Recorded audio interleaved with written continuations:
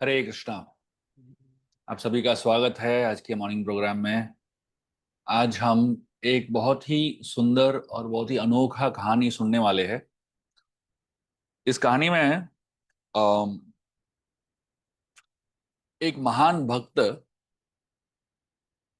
वो बता रहे थे अपने शिष्यों को कि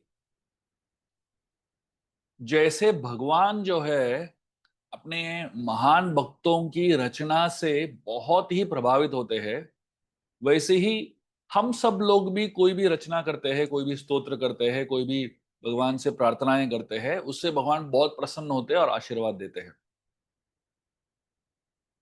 तो जैसे अभी ध्रुव महाराज अम, इतने सारे प्रेयर्स अर्पण करते हैं भगवान को, या प्रहलाद महाराज इतने सारे जो प्रेयर्स है वो अर्पण करते हैं भगवान को, या आंडाल जो है श्री वैष्णव संप्रदाय में वो तिरुप्पावई भगवान को अर्पण करती है। तो ऐसे बहुत सारे महान भक्त है जो भगवान के सामने प्रार्थनाएं अर्पण करती है। तो ये भक्त ने कहा, जिस तरीके से भगवान उन भक्तों को उनकी प्रार्थना से आशीर्वाद देते हैं सुन के, वैसे ही हमें भी देंगे। तो ये सुनने के बाद जो है एक व्यक्ति खड़ा हो गया। वो बोलने लगा, स्वामी आप जो बोल रहे हो मेरे को नहीं लगता ये सही है। तो ये गुरु ने पूछा, आप ऐसे क्यों बोल रहे हो? वो बोलने लगे, इन भक्तों का क्या भक्ति है। अभी ध्रुव महाराज प्रार्थना कर रहे हैं तो उनका भक्ति क्या लेवल का होगा। गजेंद्र प्रार्थना अर्पण कर रहे हैं, उनका भक्ति क्या लेवल का होगा। आंडाल प्रार्थना अर्पण कर रही है, उनकी भक्ति का क्या लेवल का होगा। तो वो भक्ति को और उस प्रार्थना को सुन के भगवान जो है आशीर्वाद देते हैं। आप बोल रहे हो कि उसी प्रकार का आशीर्वाद हमको भी देंगे, हम लोग प्रार्थना करेंगे तो ये कैसा हो सकता है? हम तो कुछ नहीं है, हमारी प्रार्थनाएं में भी कोई दम नहीं है, तो ऐसा आप कैसे बोल रहे हो? तो ये भक्त ने एक बहुत सुंदर उदाहरण दिया।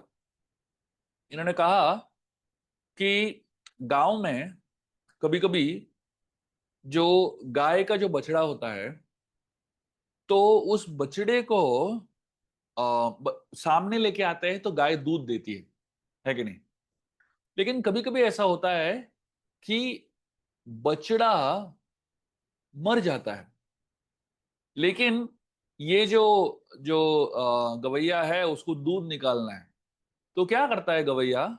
गवैया जो है उस बछड़े का जो स्किन है वो उसको निकालता है और एक पुट्टे के अंदर डालता है।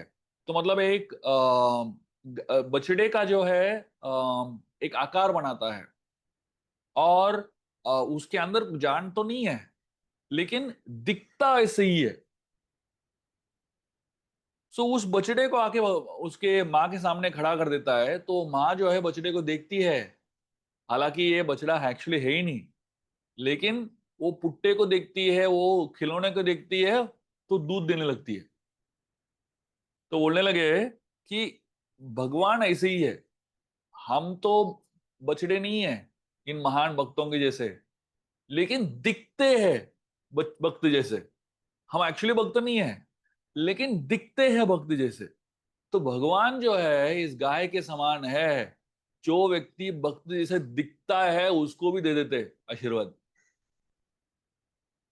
तो एक व्यक्ति खड़ा हो गया, वो बोलने लगा, ठीक है, अगर मैं सारे जो प्रार्थनाएं हैं अर्पण नहीं कर पा रहा हूं, अभी भगवत गीता में 700 श्लोक है, मैं सारे 700 श्लोक नहीं बोल पा रहा हूं, मैं एक ही श्लोक बोल पा रहा हूं, या दो श्लोक बोल पा रहा हूं, या 50 श्लोक बोल पा रहा हूं, तो फिर भी मुझे वही आशीर्वाद मिलेगा क्या जो 700 श्लोक बोल रहा है उस व्यक्ति को?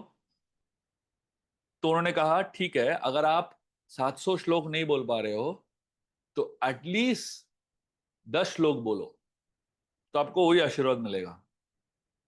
दो दूसरा वक्त पूछने लगा, अगर मैं 10 भी नो श्लोक नहीं बोल सकता हूं तो क्या बोलूं? तो बोला, ठीक है, 10 भी श्लोक नहीं बोल सकते हो तो आप शुरुआत के कुछ श्लोक बोलो और अंत के कुछ श्लोक बोलो, बस हो गया।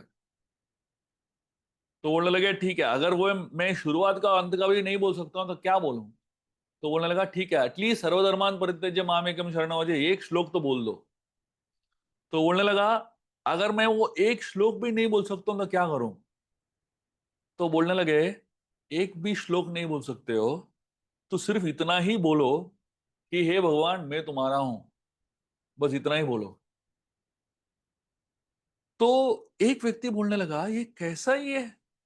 मतलब आप बोल रहे हो कोई व्यक्ति एक ही श्लोक बोले या कोई व्यक्ति 700 श्लोक बोले उसको सेम आशीर्वाद मिलेगा भगवान का?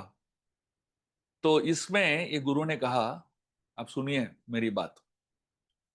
भगवान के बारे में हमको दो चीज जानना है। पहला चीज जो है, भगवान सारे भक्तों को एक समान देखते हैं। आपके भक्ति को छोड़ के, भक्ति को ज्यादा ध्यान पे नहीं रखते हुए बस इतने ही देखते हैं कि आप कोशिश कर रहे हो, छोटे हो या बड़े हो, छोटे भक्त हो या बड़े भक्त हो, आपकी भक्ति कम है या भक्ति तीव्र है, ये नहीं देखते।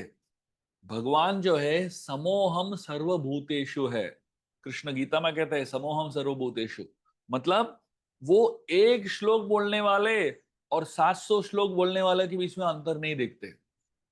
और दूसरा चीज, क्योंकि भगवान का हृदय जो है इतना उदार है, तो सोचते हैं कि ये भक्त ने कोशिश तो किया। वो ये नहीं सोचते ये 700 श्लोक बोलने वाले हैं, वो बहुत ज्यादा कोशिश कर रहे हैं, और सिर्फ एक श्लोक बोलने वाले बहुत आलसी है, ऐसा नहीं सोचते। बस इतना ही सोचते हैं कि इस व्यक्ति ने कुछ तो किया कोशिश। और ये कृपा जो है भगवान का, कृपा दयालु भाव जो है, ये दयालु भाव को हमें भी अपनाना है। क्योंकि जब हम सोच रहे हैं, हमें ये नहीं सोचना चाहिए कि 700 श्लोक बोलने से और एक श्लोक बोलने से सेम रिजल्ट आ रहा है तो एक ही श्लोक बोल दे। हमको ऐसा नहीं सोचना चाहिए। हम जितना दया, भगवान जितने दयालु है हमारे ऊपर, हमें भी भगवान के ऊपर दया दिखानी है। हमें भी भगवान के ऊपर कृपा दिखानी है। और ये नहीं सोचना है बस एक श्लोक बोल के निकल जाऊं।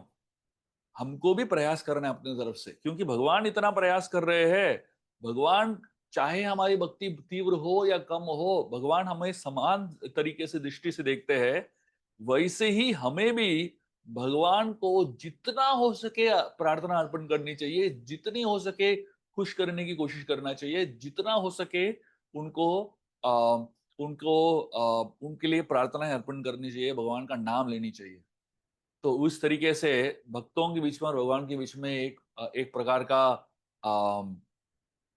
एक प्रकार का यूनियन होता है, एक प्रकार का अंडरस्टैंडिंग होता है। तो भगवान जो है हमें माफ कर देते हैं, हमारी भक्ति कम हो या हमारी भक्ति तीव्र हो। भगवान हमें ये नहीं देखते कि आप कम श्लोक बोले या ज्यादा श्लोक बोले। भगवान ये नहीं देखते कि आप कम माला करे या ज्यादा माला करे। भगवान बस समान समान है। और क्योंकि वो समान है, वो सबको एक ही तरीके से आशीर्वाद देते हैं, वो एक ही तरीके से कृपा देते हैं। वैसे ही भक्त को भी यही सोचना चाहिए, भगवान इतने दयालु है, मैं भी थोड़ा सा दयालु हो जाता हूँ। और आलसी न होते हुए जितना ज्यादा हो सके मैं भगवान का नाम लूं, जितना ज्यादा हो सके भगवान के लिए मैं प्रार्थनाएं अर्पण करूं, और जितना जितना ज्यादा हो सके भगवान को खुश करने की कोशिश करूं। इस तरीके से भगवान और भक्त के बीच में कंपटीशन चल रहा है कॉन्स्टेंटली, कि भक्त सोच रहा है कि मैं कैसे भगवान को ज्यादा से ज्यादा प्रसन्न करूं, और भगवान सोच रहे हैं मैं भक्तों को ज्यादा से ज्यादा आशीर्वाद कैसे दूं। ये है भक्ति, और ये है भक्ति का सार। बहुत बहुत धन्यवाद। हरे कृष्णा।